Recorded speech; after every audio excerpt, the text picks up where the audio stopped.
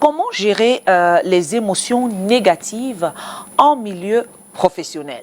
Ouais. Parfois, on a des ondes négatives, des humeurs, tout ça. Gérer ces ondes, ces émotions négatives-là, on ne sait pas souvent comment le faire. Alors, tout à l'heure, avec Francis Hérette, on aura l'occasion d'avoir des types, astuces pour pouvoir gérer cela. Bonjour, il est dans notre studio. Bonjour Francis et bienvenue encore une fois de plus ce mercredi. Bonjour Mireille, merci de m'avoir invité. Bonjour Calvino. Bonjour. Hi Cathy. Hello. How are you? I'm good, thank you. Okay. Oh, come on. What do you mean by Les émotions négatives dont nous parlons aujourd'hui sont des phénomènes tout à fait naturels. Nous sommes humains, donc il est tout à fait normal que nous ayons à un moment donné en entreprise, nos lieux de travail, des émotions négatives. On va essayer déjà de faire un aperçu, d'avoir un aperçu de ces émotions-là. Voilà. Quelles sont-elles? Comment se manifestent-elles? Et puis le plus important, c'est comment les surmonter, comment les combattre. Parce que nous devons rester positifs et nous devons contribuer à un environnement professionnel assez encourageant, assez motivant, afin que nous puissions nous épanouir et que nos collègues aussi puissent s'épanouir. Alors, on commence par quoi? On va commencer par définir les émotions. Définir les émotions. Et les identifier. Oui. Alors, une émotion est un état d'esprit. Une émotion est un sentiment que l'on a. Par exemple, la joie. La joie est une émotion. Positive. Positive. Lorsque, par exemple, nous avons une bonne nouvelle, nous avons fait un bon travail, nous sommes contents, c'est tout à fait légitime et on a de la joie. Lorsque, par exemple, on apprend une triste nouvelle, lorsque, par exemple, on est déçu par un résultat, on est habité par la tristesse, vous voyez. Ça casse le moral, on se sent mal. Donc, toutes les fois où on a un ressenti, on parle d'émotion. Toutes les fois où on est soit dans la tristesse, soit dans la joie, on parle d'émotion. Maintenant, sur l'environnement de travail, il arrive qu'on ait des émotions négatives. Donc, nous allons rapidement parcourir ces émotions-là et comprendre après les causes les plus profondes. Okay. Okay. The first thing I want to maybe our viewers to know, to understand is what are some of those negative emotions that we could cite out, especially in a working environment? Yeah. Frustration, anger, insecurity, feeling of dissatisfaction, you know, and then jealousy. Jealousy. Yeah. Now, if you find yourself in such a situation, how do you deal with it? Especially in the aspect where you're working in an environment where you feel like people do not really like you. Yes. It's so very obvious they don't like you, and knowing fully well that they don't like you, how do you cope working with such an environment where you're not liked by anybody? The first thing I would like to outline here is that people don't have to like us. Okay. But people should respect us. So make sure that people respect you and that you respect them. Don't expect people to like you or to love you. You are co-workers, you are colleagues, not brothers and sisters. Or even friends. Yeah. Or even friends. You may be good co-workers, but not friends, Not friends, at all. okay. Yeah. So people should be able to make that difference. When you are at the office, when you are in a workplace, don't expect people to love you, but expect people to respect you. Respect is non-negotiable. Non-negotiable. Whether you are somebody's superior or subordinate, the person needs to respect you. It's a must. When there is no respect, then it gives rooms to many things. So when you are in an environment where you feel that people don't respect you, you should be able to question your behavior, question your manners. Is it my attitude that is making people not respect me? Is it the way I behave towards them? Now, when you start asking yourself such questions, then you may have the right answers. Yeah. Moi, je vais revenir un peu en arrière. Hein. Voilà, parce que tout à l'heure, vous avez donné les émotions négatives qui existent, à savoir la frustration, la nervosité, la colère, la nervosité, l'anxiété, l'aversion, et la déception. La déception, le sentiment d'insécurité. Voilà. Et la jalousie. Et maintenant, quelle est la place, justement, des émotions dans le monde professionnel? Alors, les émotions jouent un rôle catalyseur. On ne peut pas les éviter, mais on doit pouvoir les surmonter. Je prends, par exemple, l'une des émotions, la frustration. Je prends l'exemple d'un employé lambda qui a travaillé sur un projet. Le projet s'est très bien passé, mais il ne reçoit pas une appréciation de son chef. Ça veut dire que son chef est resté insensible à ses efforts, aux efforts de l'employé. Vous voyez, ça va créer chez l'employé un sentiment de frustration parce qu'il aura l'impression que son travail n'a pas été reconnu.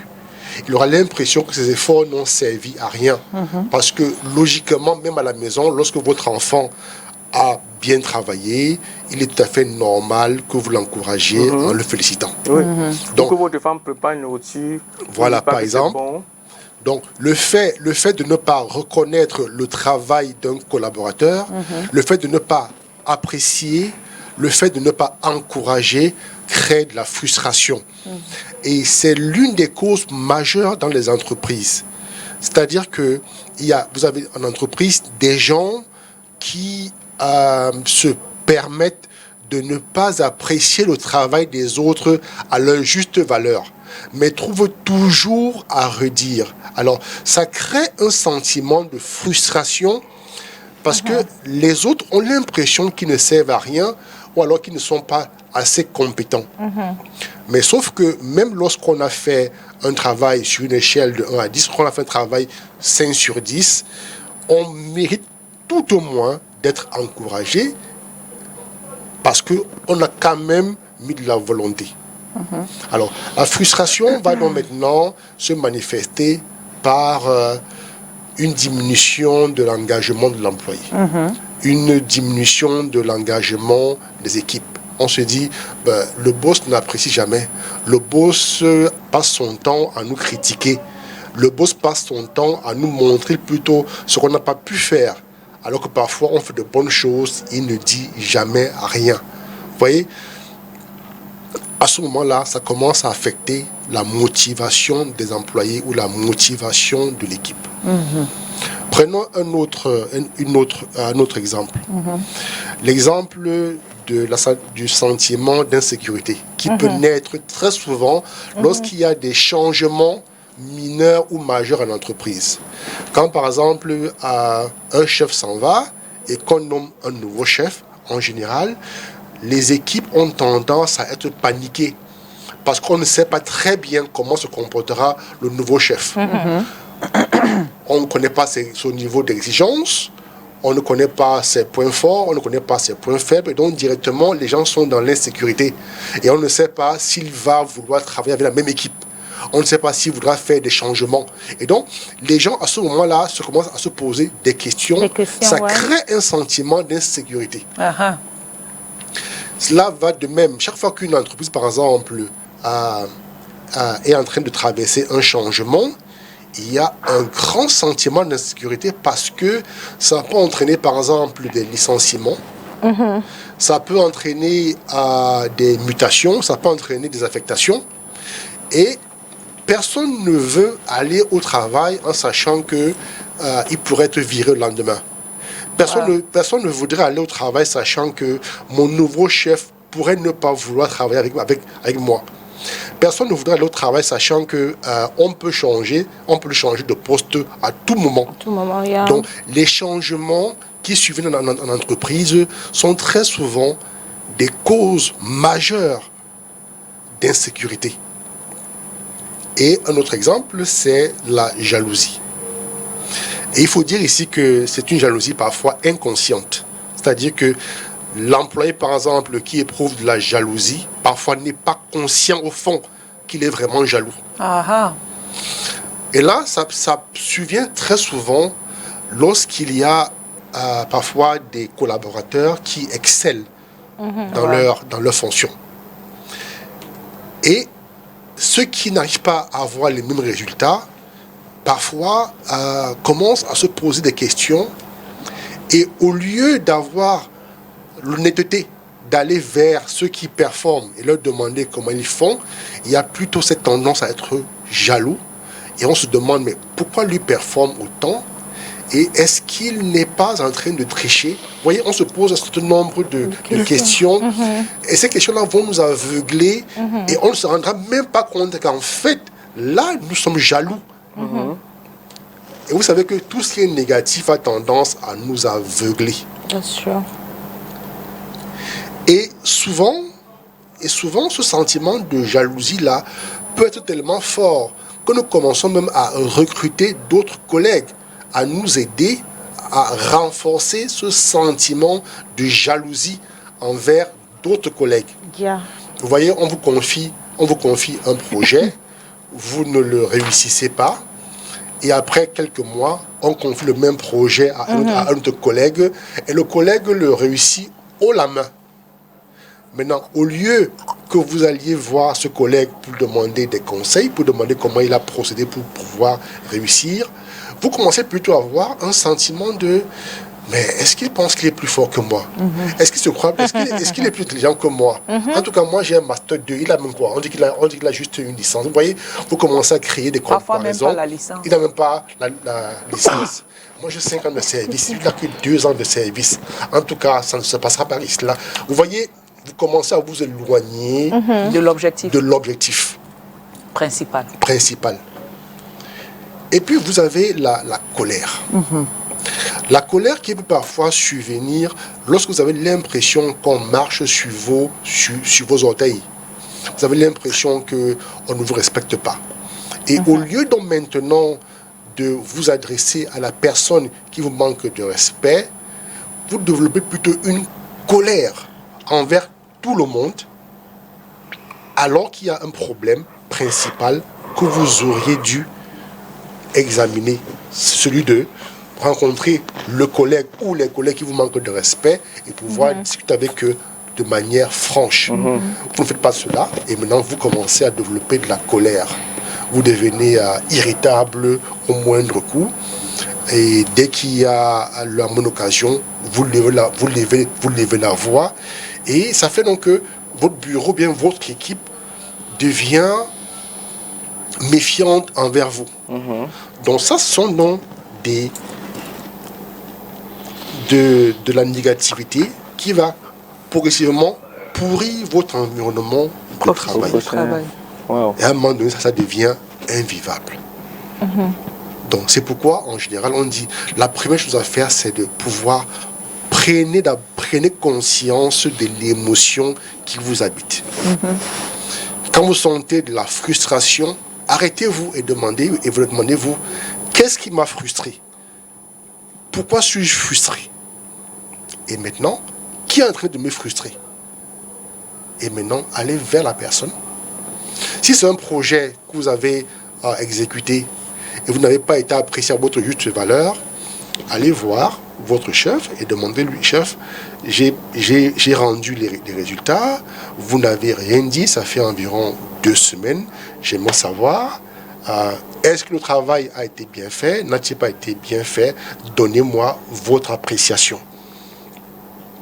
Parce que vous avez besoin de l'appréciation de votre chef pour pouvoir vous-même avoir la conscience tranquille. Quand on parle d'appréciation, ce n'est pas forcément qu'il doit vous dire « c'était très bien fait ». Non, c'est vous dire par exemple, une échelle de 1 à 10, son point de vue. est-ce que c'était nul? Voilà. Même parfois, vous dire que c'était nul, ça peut vous aider à vous améliorer. Mais lorsqu'on ne vous dit rien, vous voyez, vous vous posez des questions, est-ce que c'est bien fait, est-ce que c'est pas bien fait? Parce que demain, on vous confiera un autre projet et vous ne saurez pas comment le gérer. Et vous imaginez un peu, vous accumulez comme ça 2, 3, 4 frustrations sur des projets. À un moment donné, vous devenez insensible. Quand il y a un nouveau projet, vous dites, je ne veux même pas qu'on me nomme sur ce projet parce que les projets antérieurs, on ne m'a jamais dit si ça avait été bien fait ou mal fait. Et vous imaginez donc le climat social qui va prendre son lit, qui va faire son lit dans l'entreprise. L'entreprise où les gens commencent à avoir peur de s'engager sur des projets. C'est pas bien du tout. Est-ce que c'est Est-ce que forcément la normalement- peur? Parfois, c'est par rébellion qu'on décide de ne plus faire ça. À cause des frustrations. La frustration entraîne la rébellion.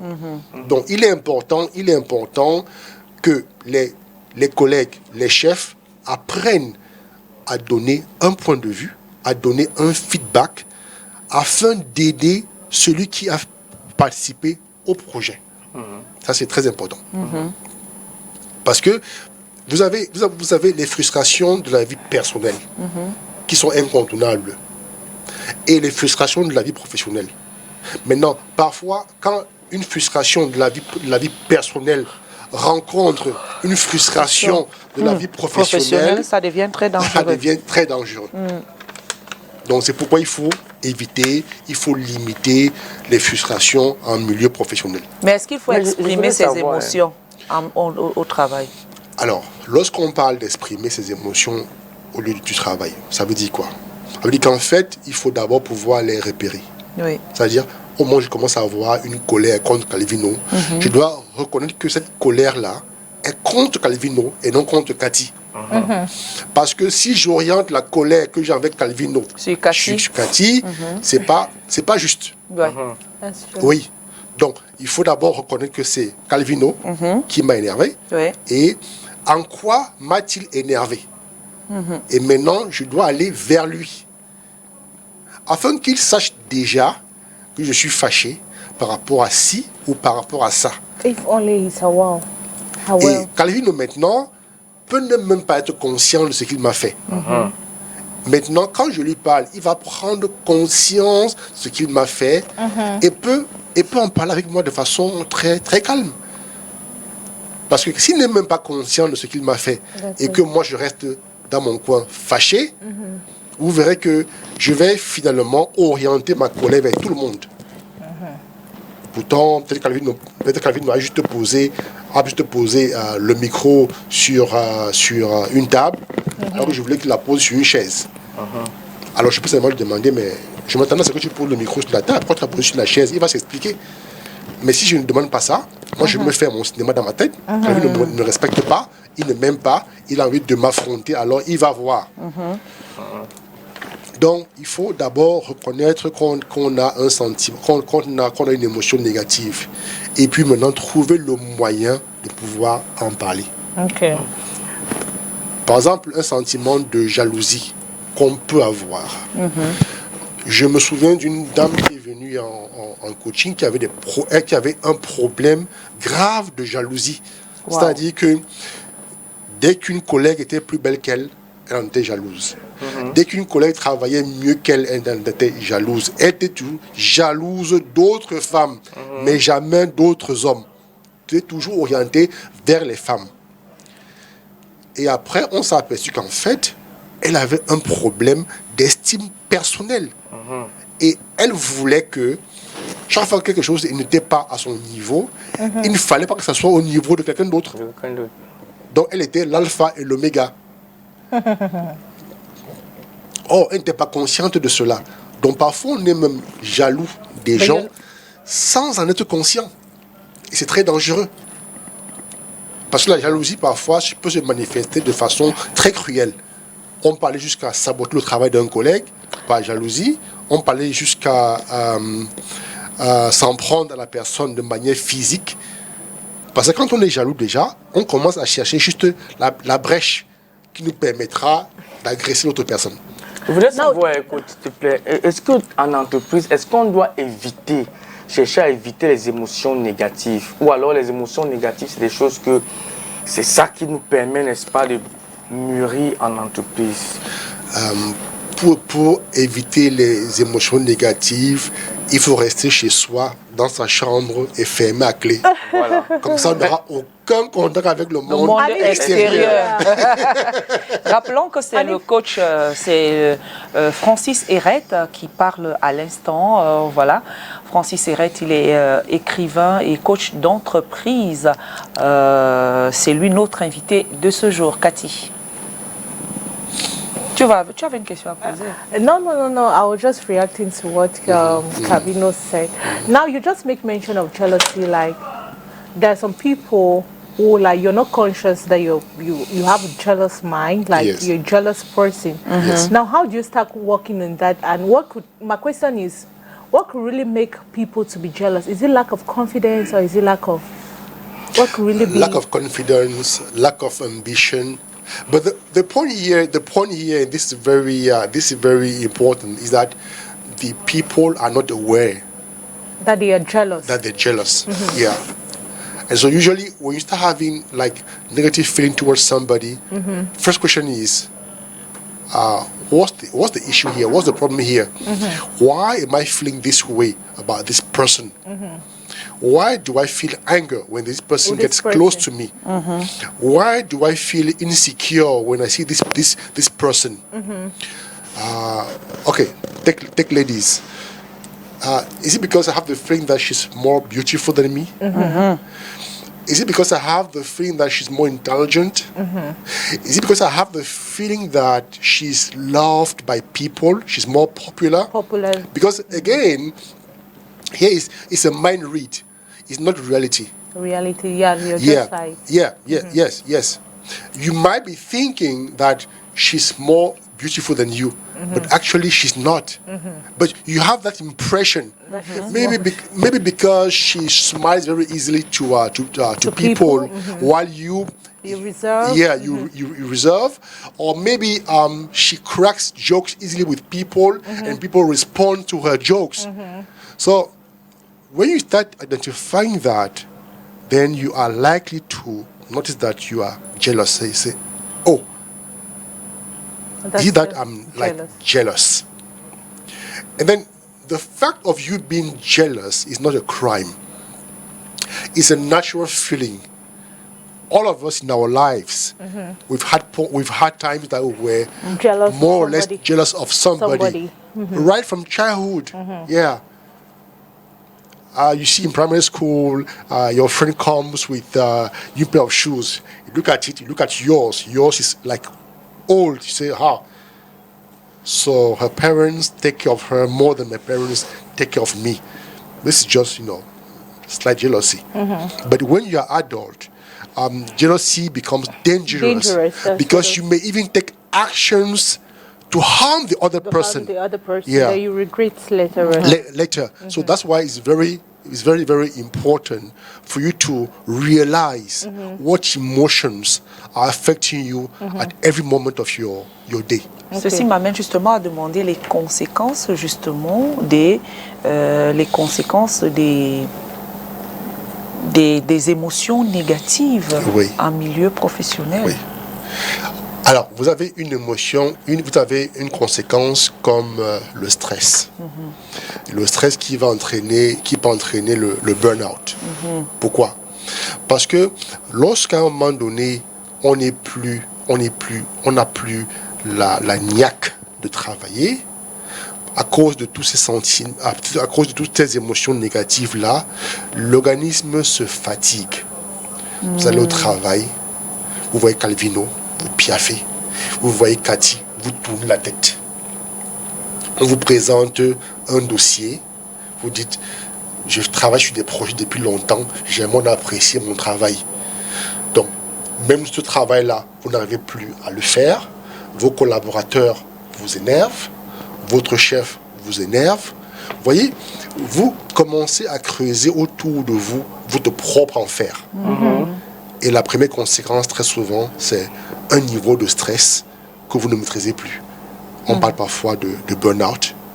Ou quelqu'un qui prend le temps, il va à l'hôpital, il se fait examiner, on lui dit, monsieur, madame, vous n'avez rien.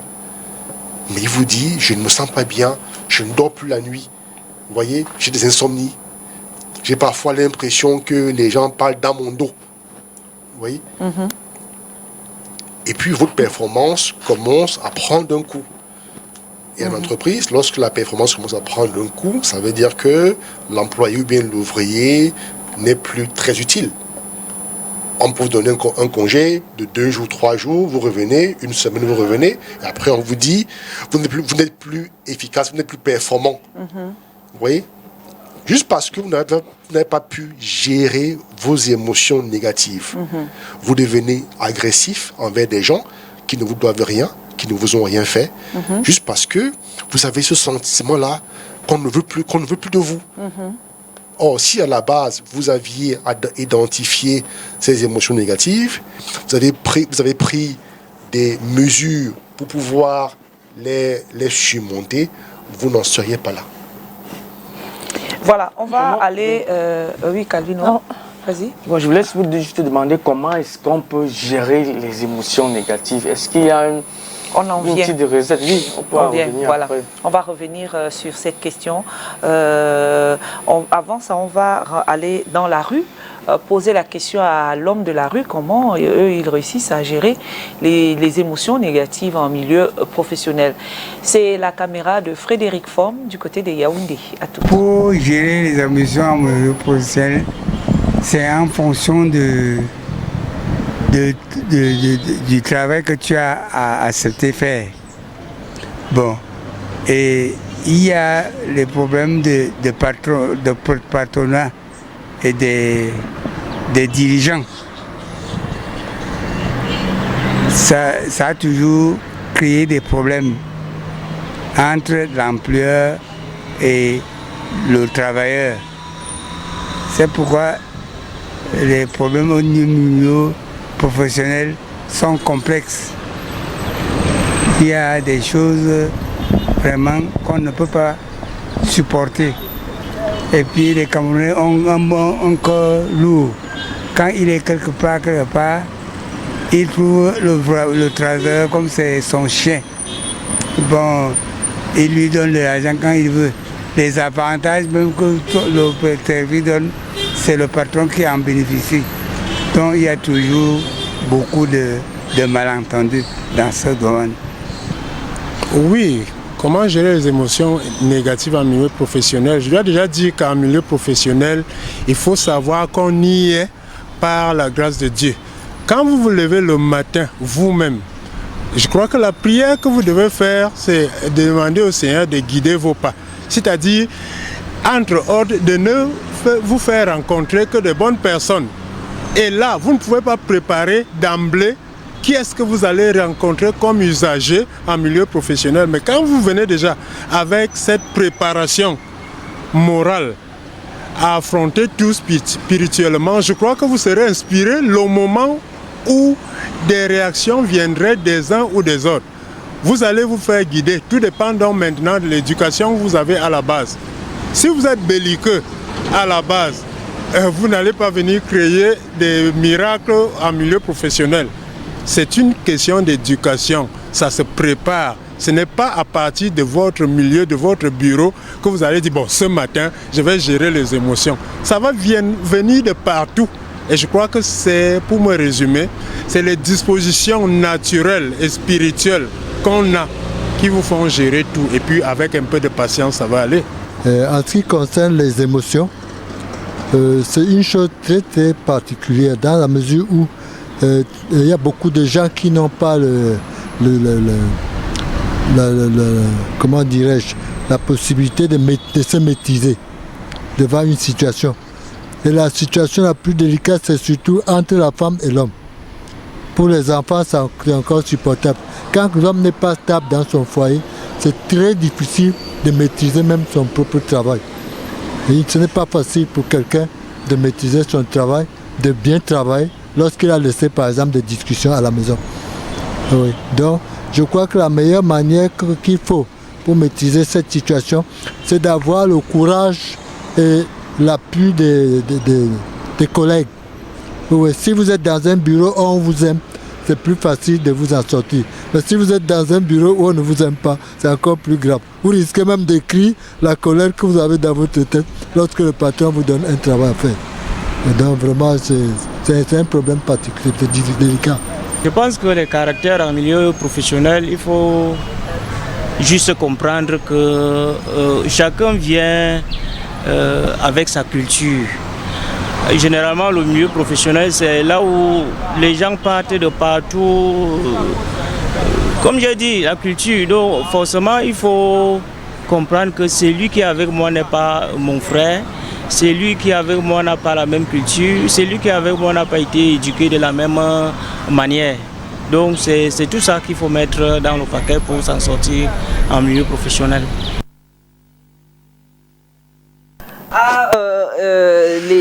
Les avis sont vraiment partagés. Oui, oui. Voilà. C'est le dernier là qui m'a, à l'avant-dernier qui dit tu peux écrire la colère que tu as sur un document que ton patron t'a demandé de faire. And it's true, he's very correct. He's very correct. C'est quand même, it's very funny, coach. Je crois que nous tous nous avons réussi à propos. J'aimerais revenir sur un point. Les collaborateurs ne sont pas appelés à s'aimer. On vous aime dans vos familles. Vos amis vous aiment et vous apprécient. En milieu professionnel, c'est le respect. On vous respecte et vous respectez les autres. Et ceux qui n'arrivent pas à vous respecter, faites-le leur savoir et demandez votre respect. C'est non négociable. Parce que lorsqu'on vous parle d'amour en milieu professionnel, on vous fait croire que vous êtes dans une grande famille et que les gens vous aiment et que les gens vont vous aider à résoudre vos problèmes. Et vous baissez la garde. Le sentiment qui doit vous animer, c'est le sentiment de respect. Je respecte mon collègue, je respecte mon supérieur hiérarchique, je respecte mon subordonné. Peu importe le lien hiérarchique que vous avez, le respect se mérite et c'est une obligation. Une fois que cette base-là est établie, alors vos rapports professionnels seront très cordiaux. Les émotions négatives sont incontournables parce que nous sommes dans des sociétés humaines où nous avons des êtres humains qui sont comme nous, qui sont aussi faillibles. Donc on ne peut pas il n'y a pas une préparation spéciale pour pouvoir affronter ce qu'on va affronter en lieu de travail. Je m'explique. On ne peut pas déterminer le sentiment de notre collaborateur à un moment X de la journée. Notre collaborateur qui vient vers nous a son comportement, il a sa réalité. Et donc, il aura parfois une attitude qui ne nous plaît pas. Et il n'est même pas obligé d'avoir une attitude qui va nous plaire. Il est libre d'avoir l'attitude qu'il veut. Maintenant, c'est à nous de prendre conscience de l'attitude de notre collaborateur et de pouvoir maintenant faire avec.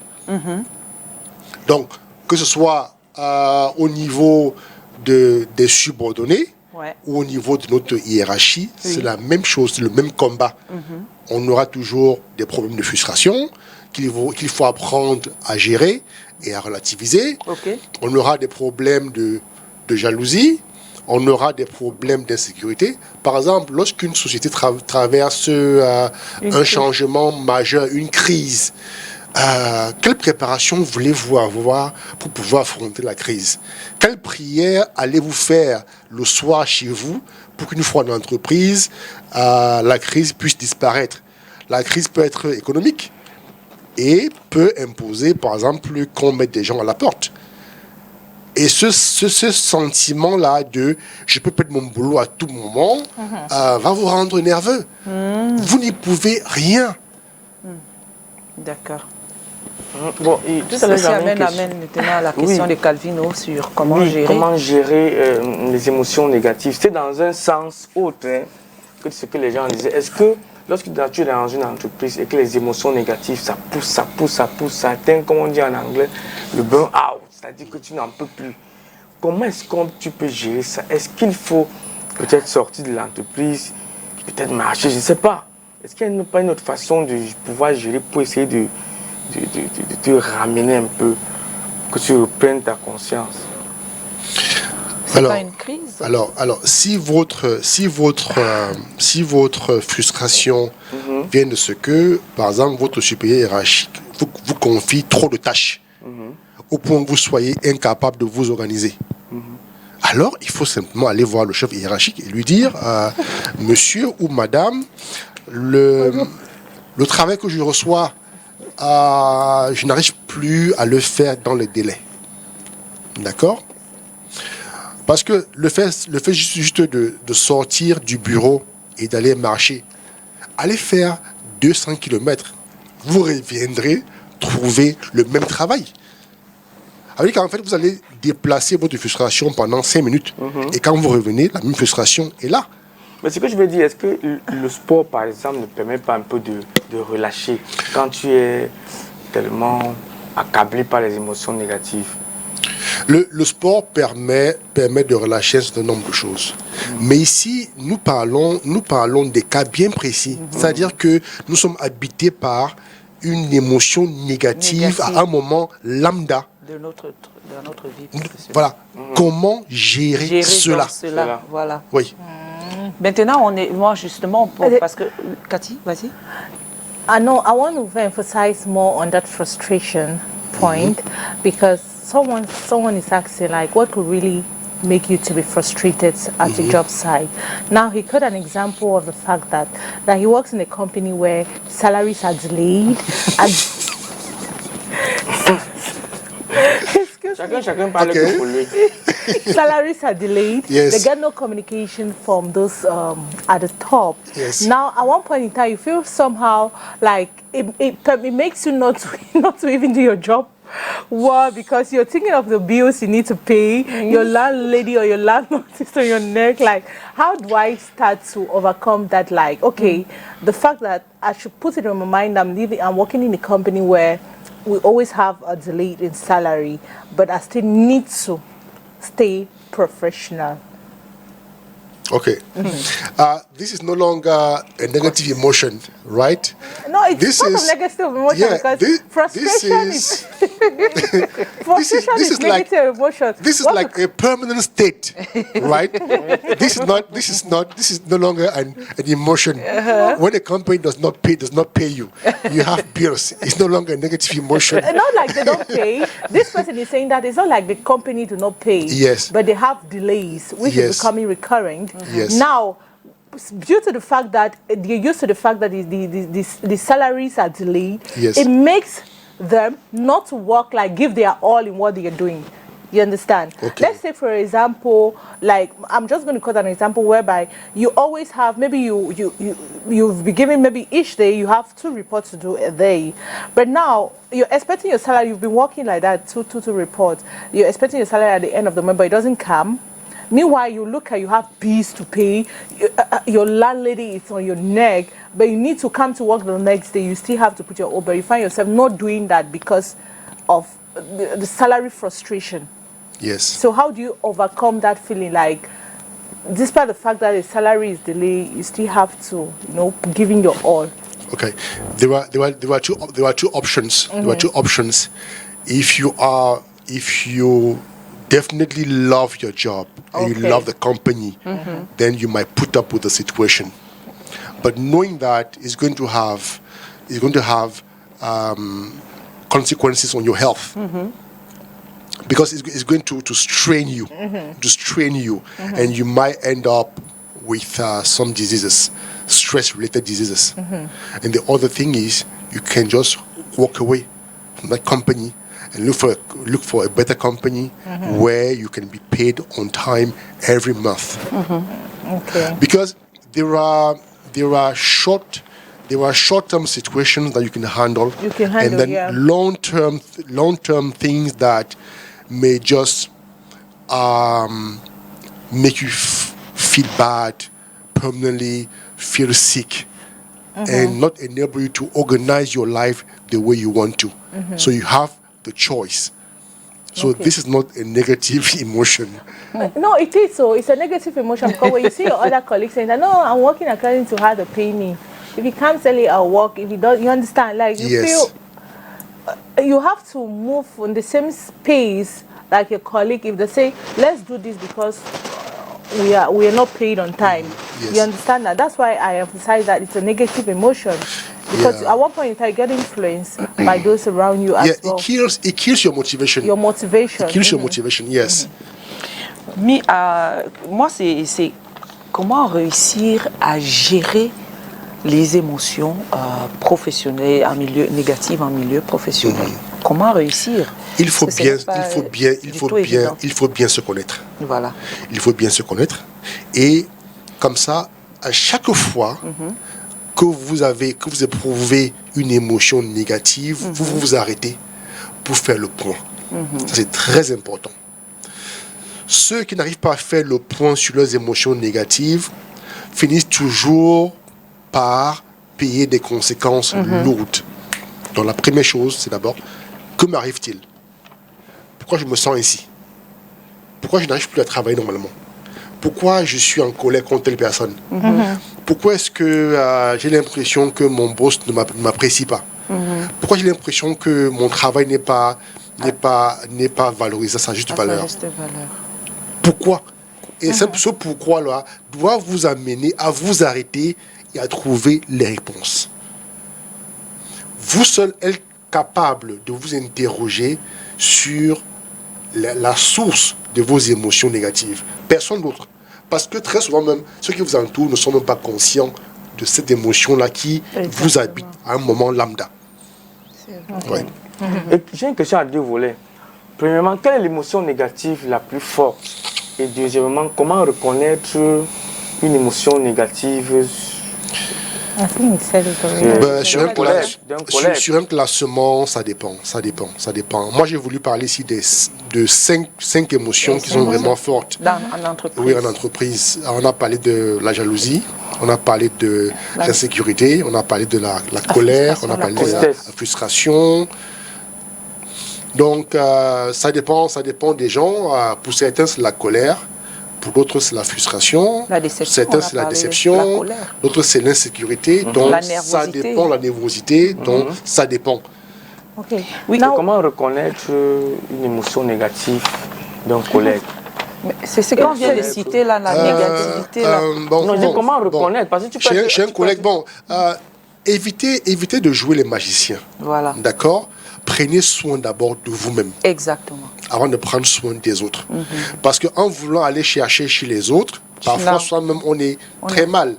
Souvenez-vous, on dit n'enlevez pas d'abord la poutre qui est dans ton œil avant d'aller enlever dans celle de l'autre. La paille qui est dans celle de l'autre. En général, autrui parfois nous montre juste ce qu'on voudrait, ce qu'il voudrait qu'on voit. Exactement. Un sourire n'est pas forcément un signe d'amour. Un sourire peut déguiser la haine. Comment saurez-vous? Comment saurez-vous que ce sourire-ci est sincère? Vous ne saurez pas. Ça veut dire qu'on ne peut pas détecter une émotion négative sur le visage d'un collègue. C'est difficile. Il y a quelqu'un au bout de la ligne? Ah, d'accord. Prenez un autre exemple.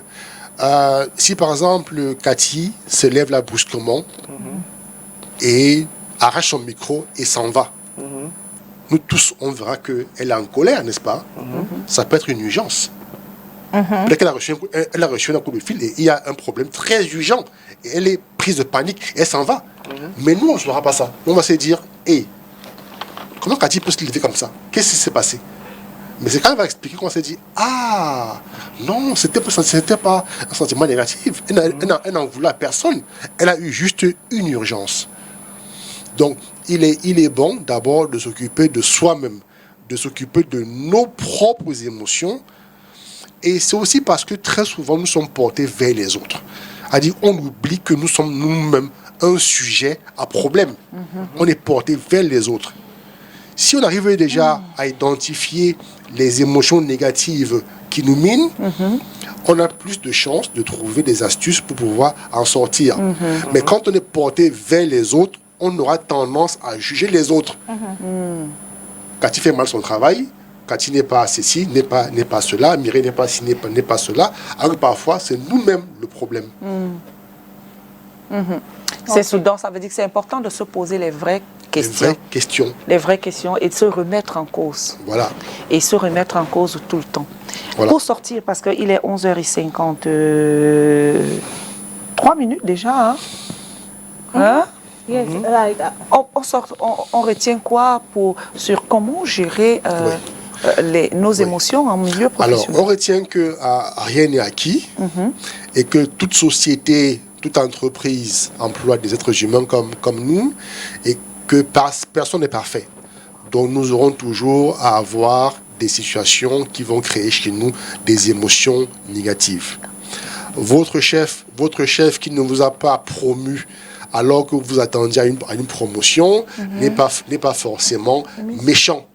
Parfois, il n'est même pas conscient que vous méritez une promotion. Parfois, il faut lui en parler pour qu'il prenne conscience de cela. Votre collègue,